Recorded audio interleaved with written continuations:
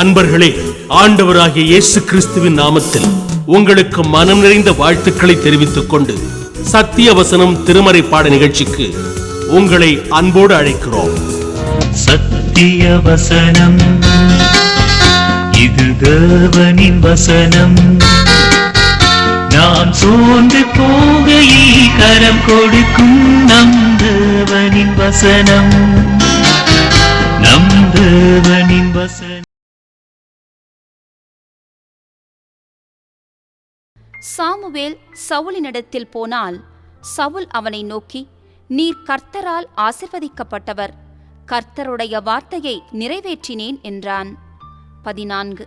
அதற்கு சாமுவேல், அப்படியானால் என் காதுகளில் விழுகிற ஆடுகளின் சத்தமும் எனக்கு கேட்கிற மாடுகளின் சத்தமும் என்ன என்றான்.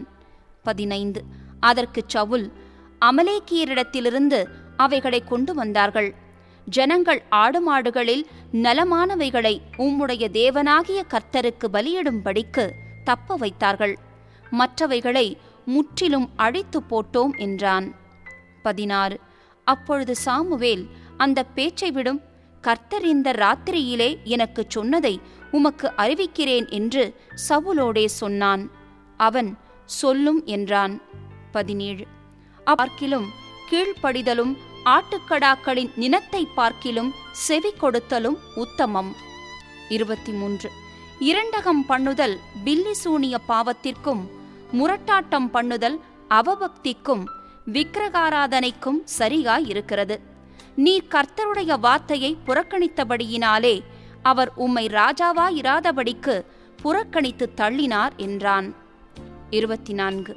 அப்பொழுது சவுல் சாமுவேலை நோக்கி, நான் கர்த்தருடைய கட்டளையையும் உம்முடைய வார்த்தைகளையும் மீறினதினாலே பாவம் செய்தேன். நான் ஜனங்களுக்கு பயந்து அவர்கள் சொல்லை கேட்டேன். 25. இப்போதும் நீர் என் பாவத்தை மன்னித்து நான் கர்த்தரை பணிந்து கொள்ளும்படிக்கு என்னோடே கூட திரும்பி வாரும் என்றான். 26. சாமுவேல் சவுலை பார்த்து, நான் உம்மோடே கூட திரும்பி வருவதில்லை. கர்த்தருடைய வார்த்தையை புறக்கணித்தீர். நீர் இஸ்ரவேலின் மேல் ராஜாவாயிராதபடிக்கு கர்த்தர் உம்மையும் புறக்கணித்து தள்ளினார் என்றான். 27.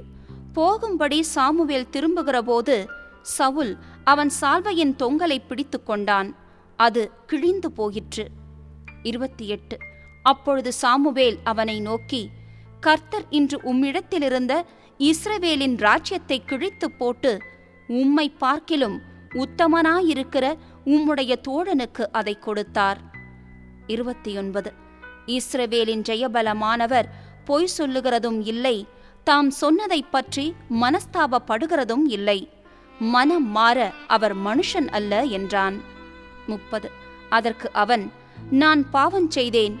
இப்போது என் ஜனத்தின் மூப்பருக்கு முன்பாகவும் இஸ்ரவேலுக்கு முன்பாகவும் நீர் என்னை கனம் பண்ணி நான் உம்முடைய தேவனாகிய கர்த்தரை பணிந்து கொள்ளும்படிக்கு என்னோடே கூட திரும்பி வாரும் என்றான்.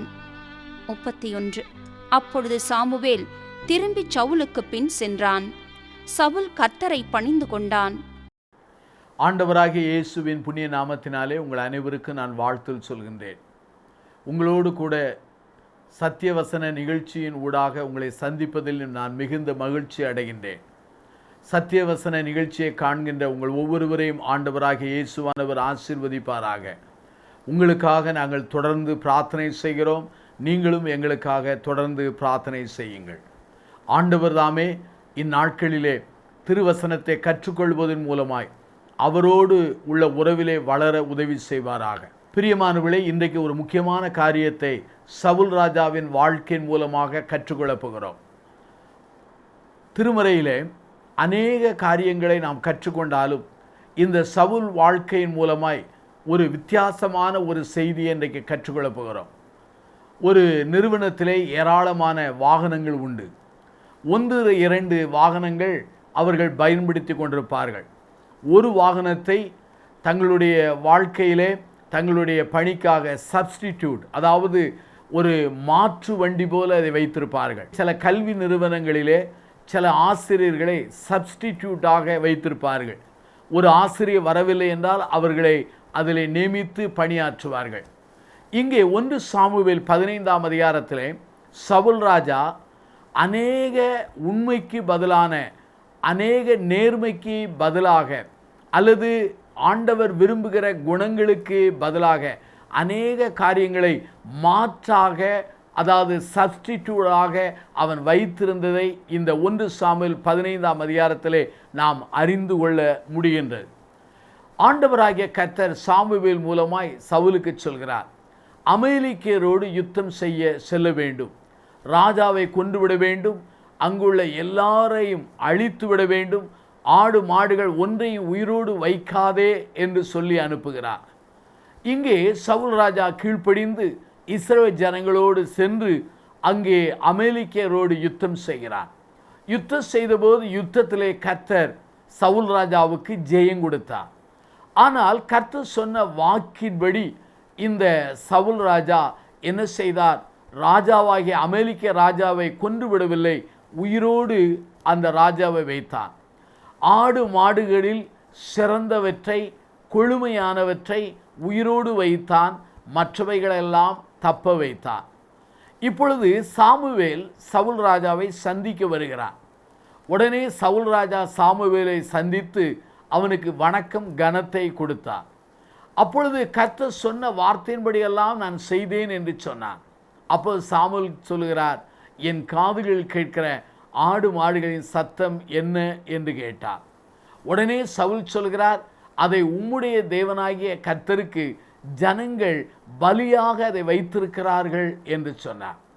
அருமையானவர்களே, இந்த 1 சாமுவேல் 15ஆம் அதிகாரத்தை தயவு செய்து எடுத்து வைத்து அதை வாசித்து பாருங்கள். இங்கே சவுல் ராஜா அநேக காரியங்களை தன்னுடைய வாழ்க்கையில் ஆண்டவர் நியமித்த அநேக காரியங்களுக்கு பதிலாக தானே பல சப்ஸ்டிடியூடாக, பதிலாக, மாற்றாக அநேக காரியங்களை உருவாக்கி வைத்திருந்தார். அதை நான் வாசித்த பொழுது, தியானித்த பொழுது ஆண்டவருக்குள்ளாக என்னை மறுபடியுமாக அர்ப்பணிக்க ஆண்டவர் என்னை தூண்டினார். அதே வண்ணமாக உங்களையும் ஆண்டவர் அர்ப்பணிக்க தூண்டுவாராக. 5 காரியங்களை இன்றைக்கு உங்களோடு கூட பகிர்ந்து கொள்ள விரும்புகின்றேன். முதல் காரியம் என்ன? சவுல் ராஜா செய்த முதல் காரியம் என்ன? ஆண்டவர் செய்யும்படி சொன்னார், ஆனால் செய்யும்படி சொன்ன அந்த ஆண்டவருடைய வார்த்தைக்கு கீழ்ப்படியாதபடி அவன் வாய் பேச்சே பேசினானே தவிர அவன் செய்யவே இல்லை. அதாவது செய்கையை விரும்பினார், ஆனால் சவுலுடைய வாழ்க்கையிலே செய்கைக்கு பதிலாக பேச்சுதான், வார்த்தையின் ஜாலம்தான் இருந்தது. 1 சாமுவேல் 15ஆம் அதிகாரத்திலே நீங்கள் எடுத்து பாருங்கள். 13வது வாக்கியத்திலே சவுல் சாமுவேலை சந்தித்த போது சொல்கிறார், கர்த்தரால் நீர் ஆசீர்வதிக்கப்பட்டவர், கர்த்தருடைய வார்த்தையை நிறைவேற்றினேன் என்று சொல்கிறார். உண்மையாகவே நிறைவேற்றினாரா? இல்லவே இல்லை. அமலேக்கிய ராஜாவை கொல்லும்படி கர்த்தர் சொன்னார், அவன் கொல்லவில்லை. பிரியமானவர்களே, ஆடு மாடுகளை கொன்றுவிட வேண்டும் என்று சொன்னார், அதையும் சவுல் ராஜா செய்யவில்லை. சவுல் ராஜா ஆண்டவருக்கு கீழ்ப்படியவில்லை என்பது ஆண்டவருக்கு தெரியும்.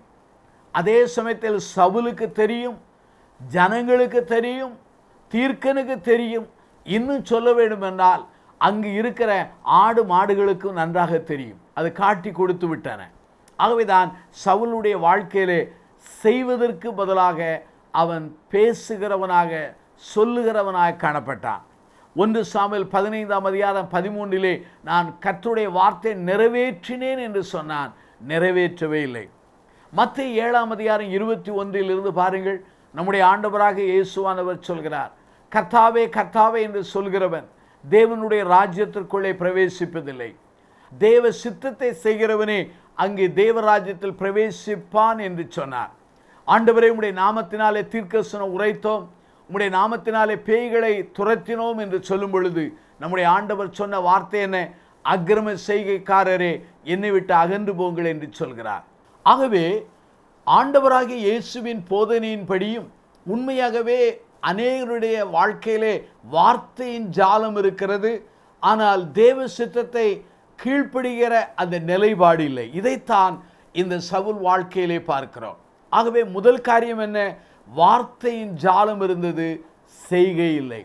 ஆகவே ஆண்டவர் செய்வதற்கு அவனை அழைத்தார், ஆனால் இவனோ செய்வதற்கு பதிலாக வார்த்தைகளையே அவன் பதிலாக மாற்றாக வைத்திருந்தான். இரண்டாவதாக இன்னொரு சப்ஸ்டிடியூட், இன்னொரு மாற்றாக இந்த சவுல் ராஜா வைத்திருந்தார். ஆண்டவர் அவனை உணர்த்துகிறார் தீர்க்கன் மூலமாய். நீ செய்தது தவறு என்று சொல்கிறார். இதோ அவனுடைய கீழ்ப்படியாமையை அங்கு சுட்டி காண்பிக்கிறார். அந்த சமயத்தில் இவனுடைய வாழ்க்கையிலே தன்னுடைய பாவத்திற்கும் தன் கீழ்ப்படியாமையும் அவன் ஒத்துக்கொள்ளவில்லை. அதற்கு பதிலாக சாக்கு போக்குகளை சொன்னான். 1 சாமுவேல் 15 பாருங்கள். அமலேக்கியரிடத்திலிருந்து உம்முடைய தேவனாகிய கர்த்தருக்கு ஜனங்கள் பலியிட கொண்டு வந்தார்கள் என்று சொல்கிறார். ராஜா சொல்வதை ஜனங்கள் கேட்பார்கள். ராஜா செய்வதை ஜனங்கள் அப்படியே பின்பற்றுவார்கள். ராஜா செய்கிற காரியங்களை அப்படியே மக்கள் எந்த பதில் சொல்லாத அளவிற்கு தங்கள் வாழ்க்கையிலே செய்ய முற்படுவார்கள். ஆகவே ராஜாவாகிய சவுல்தான் ஆடுகளை உயிரோடு வைத்தானே தவிர ஜனங்கள் அல்ல. ஆனால் இவன் சொல்லுகிறான், உம்முடைய தேவனாகிய கர்த்தருக்கு ஜனங்கள் பலியிட கொண்டு வந்தார்கள் என்று சொன்னான். தன்னுடைய பாவ வாழ்க்கையை குறித்து, தன்னுடைய கீழ்ப்படியாமை குறித்து அவன் ஒத்துக்கொள்ளவில்லை, அல்லது மனம் திரும்பவில்லை, அல்லது மனஸ்தாபப்படவில்லை. அதற்கு பதிலாக சாக்கு போக்குகளை சொன்னான். தன்னுடைய பாவ பழியை, தன்னுடைய கீழ்ப்படியாமை அடுத்தவர்கள் தலையிலே போட ஆரம்பித்தான். இதைத்தான் ஏதேன் தோட்டத்திலே நாம் பார்க்கிறோம் இல்லையா? அங்கே ஆதாம் என்ன சொல்லுகிறான்? தேவரீர் நீர் தந்த ஸ்திரியானவள் மூலமாய்த்தான் இந்த வீழ்ச்சி வந்தது என்பதை ஆண்டவரிடத்தில் சொல்லுகிறான் அல்லவா?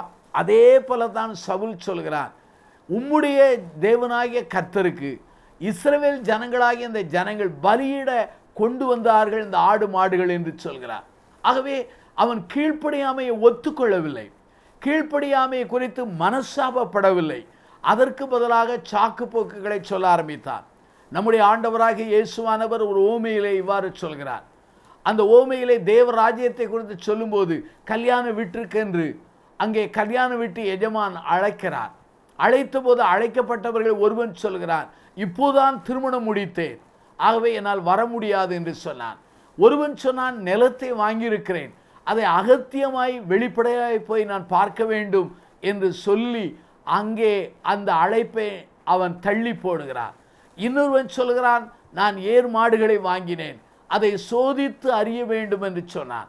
இந்த 3 பேரும் அந்த விருந்துக்கு வருகிற அழைப்பை அவர்கள் உண்மையாய் ஏற்றுக்கொள்ளாதபடி, அந்த ஏற்றுக்கொள்வதற்கு அவர்கள் பதிலாக அநேக பொய்யான சாக்கு போக்குகளை சொன்னார்கள். அதே வண்ணமாகத்தான் இந்த சவுல் ராஜா காணப்பட்டான். பிரியமானவர்களே, அவன் செய்கைக்கு பதிலாக வார்த்தைக்கே அவன் முக்கியம் கொடுத்தான். அதாவது வார்த்தையின் ஜாலங்களுக்கு முக்கியத்துவம் கொடுத்தான், அல்லது வாய்ப்பேச்சுக்கே முக்கியத்துவம் கொடுத்தான் என்று சொல்லலாம். ஆகவே செய்கைக்கு பதிலாக அவன் வார்த்தைகளையே அவன் மாற்றாக தேர்ந்தெடுத்தான். இரண்டாவதாக மனஸ்தாபத்துக்கு பதிலாக அவனுடைய வாழ்க்கையிலே சாக்கு போக்கையே அவன் தேர்ந்தெடுத்தான். மூன்றாவதாக அவன் கீழ்ப்படுதலை காட்டிலும் அவன் ஆராதனையே முக்கியத்துவம் கொடுத்தான். கீழ்ப்படுதலை காட்டிலும் ஆராதனையே மாற்றாக, அல்லது ஆங்கிலத்தில் சொல்ல வேண்டும் என்றால் ஒரு சப்ஸ்டிடியூடாக தேர்ந்தெடுத்தான். 1 சாமுவேல் 15:22 பாருங்கள். கர்த்தருடைய சத்தத்திற்கு கீழ்ப்படுகிறதை பார்க்கலும் சர்வாங்க தகனங்களும் பலிகளும் கர்த்தருக்கு பிரியமாய் இருக்குமோ, பலியை பார்க்கலும் கீழ்ப்படுதலும் ஆட்டுக்கடாக்களை நினைத்தை பார்க்கலும் செவி கொடுத்தலும் உத்தமம் என்று சொன்னார். ஆகவே இந்த சவுல் ராஜாவுடைய 3வது மாற்று காரியம் என்ன? அவன் கீழ்ப்படுதலுக்கு முதலிடம் கொடுக்கவில்லை, ஆராதனைக்கும் ஆட்டுக்கடாக்களின் அந்த இரத்த பலிகளுக்குமே அவன் முக்கியத்துவம் கொடுத்தான். இந்த செய்தியை கேட்டு கண்டு கொண்டிருக்கிற என் சகோதரனே சகோதரிகளே, எத்தனை ஆராதனைக்கு நீங்கள் செல்லலாம், என்ன விதமான ஆராதனை முறையை நீங்கள் பின்பற்றலாம், அதை நான் விமர்சிக்க விரும்பவில்லை. ஆனால் எந்த ஆராதனையை காட்டிலும் நீங்கள் ஆண்டவருக்கும் ஆண்டவருடைய வார்த்தைக்கும் ஆவியானுடைய சத்தத்துக்கும் கீழ்ப்படுகிறது ஆராதனையை காட்டிலும் மிக முக்கியமானது என்பதை புரிந்து கொள்ள வேண்டும். இன்றைக்கு அநேகர் மனம் திரும்புதலுக்கு முக்கியத்துவம் கொடுக்கிறதில்லை, ஆனால் ஆராதனைக்கு முக்கியத்துவம் கொடுக்கிறார்கள். அநேகர் வார்த்தைக்கு முக்கியத்துவம் கொடுக்கிறதில்லை, ஆனால் அதே சமயத்தில் ஆடல் பாடல்களுக்கு முக்கியத்துவம் கொடுக்கிறார்கள். ஆடுகிறதும் பாடுகிறதும் காட்டிலும் நம்முடைய வாழ்க்கையிலே வசனத்திற்கும் வார்த்தையின் வெளிச்சத்துக்கும் முக்கியத்துவம் கொடுக்க அழைக்கப்படுகிறோம். இங்கே பாருங்கள், மூன்றாவது, இவன் வாழ்க்கையிலே கீழ்ப்படுதலை காட்டிலும் ஆராதனையும் சர்வாங்க தகன பலியும் அந்த ஆட்டுக்கடாக்களின் ரணத்திற்கும் இரத்தத்திற்குமே அவன் முக்கியத்துவம் கொடுத்தான். ஆகவே ஆராதனையிலே யாரை முக்கியத்துவப்படுத்துகிறோம்? கர்த்தரை முக்கியப்படுத்துகிறோம். கர்த்தரை எவ்வாறு முக்கியப்படுத்தலாம்? அவருடைய வார்த்தைக்கு கீழ்ப்படுகிற மூலமாகத்தான். ஆகவே தான் இவன் 3 காரியத்தை மாற்றாக வைத்திருந்தான். ஒன்று என்ன? அவன் செய்கைக்கு பதிலாக வார்த்தையை வைத்திருந்தான். இரண்டாவதாக, அவனுடைய வாழ்க்கையை மனம் திரும்புவதற்கு பதிலாக அவன் சாக்கு போக்குகளை முன்னாலே வைத்திருந்தான். மூன்றாவதாக, கீழ்ப்படுதலுக்கு பதிலாக அவனுடைய வாழ்க்கையில ஆராதனைக்கு முக்கியத்துவம் வைத்திருந்தான். நான்காவதாக, அவனுடைய வாழ்க்கையிலே தன்னுடைய கேரக்டர், தன்னுடைய குண நலன்களை காட்டிலும் அவனுடைய வாழ்க்கையிலே புகழுக்கே முக்கியத்துவம் கொடுத்திருந்தார். 1 சாமுவேல் 15 பாருங்கள். அந்த சவுல் ராஜா சொல்கிறார் 25, இப்போது நீர் என் பாவத்தை மன்னித்து நான் கர்த்தரை பணிந்து கொள்ளும்படி என்னோடு கூட திரும்பி வாரும் என்றார். உடனே சாமுவேல் சொல்கிறார், உம்மோடு நான் வருவதில்லை என்று. உடனே சாமுவேல் செல்லும் பொழுது அவன் சால்வையின் தொங்கலை பிடித்தான், அது கிழிந்து போயிற்று. அப்பொழுது சாமுவேல் கர்த்தருடைய வார்த்தையை சொல்கிறார். அந்த சமயத்திலே 30வது வாக்கியத்தை பாருங்கள். அதற்கு சவுல், நான் பாவம் செய்தேன். இப்போது என் ஜனத்தின் மூப்பருக்கு முன்பாக, இஸ்ரவேலின் ஜனங்களுக்கு முன்பாக நீர் என்னை கனம் பண்ணி நான் உம்முடைய தேவனாகிய கர்த்தரை பணிந்து கொள்ளும்படி என்னோடு கூட திரும்பி வாரும் என்று சொன்னான். உண்மையாகவே தன்னுடைய குண நலத்தை கட்டி எழுப்புவதிலே அவன் கவனத்தை திருப்பவில்லை. மக்கள் தன்னை புகழுகிற அந்த புகழுக்கே முக்கியத்துவம் கொடுத்தார். மக்களுக்காக, மக்களுடைய புகழ் நிகழ்வுக்காக, மக்களுடைய புகழ்ச்சிக்காக நீர் என்னோடு வர வேண்டும் என்று கேட்டார். இதிலே இந்த சவுல் ராஜா செய்த மாற்று காரியம் என்ன? அவனுடைய குணநலத்தை காட்டிலும் புகழையே மாற்றாக தெரிந்து எடுத்தார். அருமையானவர்களே, குணநலம் என்பது ஒரு மரத்துக்கு ஒப்பிடலாம். ஆனால் அதே புகழ் என்பது அந்த மரத்திலிருந்து வருகிற நிழலுக்கு ஒப்பிடலாம். ஆபிரகாம் லிங்கன் என்பவர் இப்படி ஒரு முறை எழுதுகிறார். அவர் என்ன எழுதுகிறார் என்று சொன்னால், நம்முடைய புகழ் என்பது நாம் நம்மை குறித்து எண்ணுவது, நம்மை குறித்து மற்றவர்கள் என்பது. ஆனால் குணநலம் என்கிற அந்த கேரக்டர் என்பது ஆண்டவர் என்னை குறித்தும் உன்னை குறித்தும் எண்ணி சாட்சி கொடுக்கிற நிலைப்பாடாகும். இந்த அருமையான மனிதன் கர்த்தர் தன்னை குறித்து மகிமையாய் சாட்சி சொல்கிறார் என்று எண்ணவில்லை. ஆனால் மக்களுக்காக என்னோடு வாரும் என்று சொன்னார். ஆகவே 4 காரியங்களை சொன்னேன். அவன் செய்கையை காட்டிலும் வார்த்தையின் ஜாலத்துக்கு முக்கியத்துவம் கொடுத்தார். இரண்டாவதாக, மனம் திரும்புதலை காட்டிலும் சாக்கு போக்குக்கு முக்கியத்துவம் கொடுத்தார். அவனுடைய வாழ்க்கையில கீழ்ப்படுதலை காட்டிலும் ஆராதனைக்கே முக்கியத்துவம் கொடுத்தார். தன்னுடைய வாழ்க்கையிலே குணநலத்தை கட்டி எழுப்புவதை காட்டிலும் அவனுடைய வாழ்க்கையிலே புகழுக்கே முக்கியத்துவம் கொடுத்தார். அது மாத்திரமல்லாமல் கடைசியாக ஒன்றை சொல்கிறேன், தேவ சித்தத்தை காட்டிலும் சுய சித்தத்திற்கு முக்கியத்துவம் கொடுத்தார். ஆண்டவர் என்ன சொன்னார்? அமலேக்கியரை கொன்றுவிடு, அங்குள்ள ஆடு மாடுகளை அழித்து விடு என்றார். அது தேவ சித்தம், தேவ திட்டம்.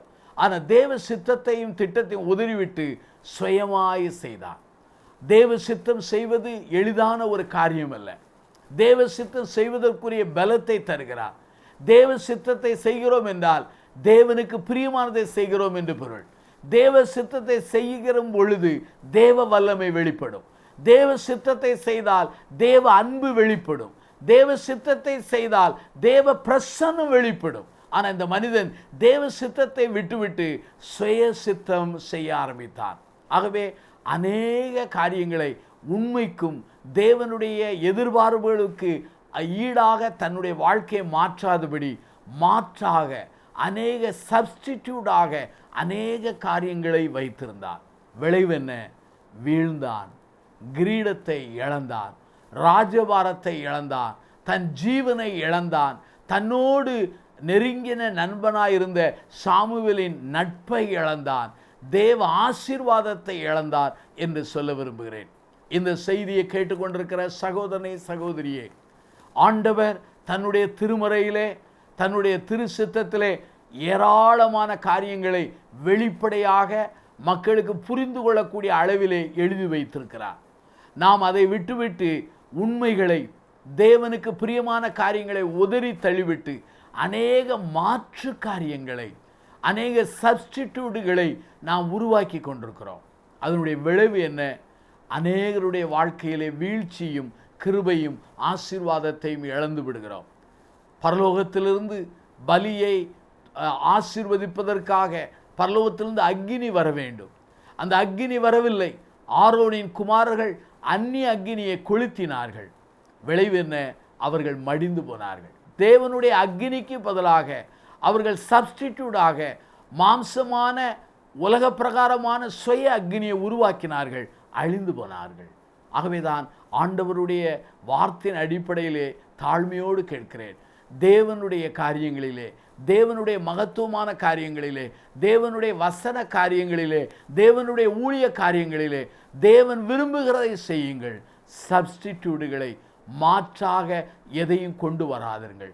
அப்படி கொண்டு வருவீர்கள் என்றால் இந்த சவுலின் வீழ்ச்சி நம்மை சந்திக்க ஆயத்தமாக இருக்கிறது. ஆகவே என்னுடைய பிரார்த்தனை என்னவென்றால், நம்முடைய வாழ்க்கையிலே சப்ஸ்டிடியூடாக இருக்கிற இந்த மாற்றான காரியங்களை அகற்றி விடுவோமானால் ஆண்டவர் நமக்கு நிரந்தரமான ஆசீர்வாதங்களையும் கிருபைகளையும் தம்முடைய குமாரனாகி இயேசுவின் மூலமாய் எனக்கும் உங்களுக்கு தருவதற்கு இன்றைக்கும் ஆயத்தமுள்ளவராக இருக்கிறார். ஆகவே நாம் ஆண்டவருக்கு அர்ப்பணம் செய்வோமா? நம்முடைய தலைகளை தாழ்த்தி ஜெபம் செய்வோம். அன்பின் பிதாவே, நீர் எங்களுடைய வாழ்க்கையிலே எதிர்பார்க்கிற அல்லது நீர் எங்கள் வாழ்க்கையிலே உம்முடைய வசனத்திலே குறித்து வைத்திருக்கிற அல்லது எங்கள் வாழ்க்கையிலே திட்டமிட்டிருக்கிற நேர்மையான காரியங்களை உதறிவிட்டு நாங்கள் அநேக போலித்தனமான மாற்றாக அநேக காரியங்களை உருவாக்கி கொள்ளுகிற நிலைப்பாட்டிலே இன்றைக்கு நாங்கள் வாழ்ந்து கொண்டிருக்கிறோம். எங்களை நீ சந்திக்க வேண்டும் என்று நாங்கள் செபிக்கிறோம். ஆண்டவரே, சவுல் ராஜா தேவன் தனக்கு வைத்த காரியங்களை உதறிவிட்டு அநேக சப்ஸ்டிடியூடாக மாற்றாக பல காரியங்களை உருவாக்கினதினாலே தேவ ஆசீர்வாதத்தை, தேவ கிருபையை, ராஜ்யத்தை, கிரீடத்தை, நண்பர்களை, தன் ஜீவனை இழந்தது போல நாங்கள் யாரும் இழந்து விடாதபடி நித்தியமான கிருபைகளை பெற்றுக்கொள்ள எங்கள் கிருபை தார். சப்ஸ்டிடியூட்டுகளை எங்கள் வாழ்க்கையிலிருந்து அகற்றிவிடும். எல்லாவற்றையும் எங்கள் ஆண்டவராகிய இயேசுவின் நாமத்தினாலே தாழ்த்தி ஜெபம் செய்கிறோம். ஜீவனுள்ள பிதாவே, ஆமென். இந்த புத்தகம் பற்றிய விபரங்களுக்கு சத்திய வசனம் அலுவலகத்தை தொடர்பு கொள்ளவும்.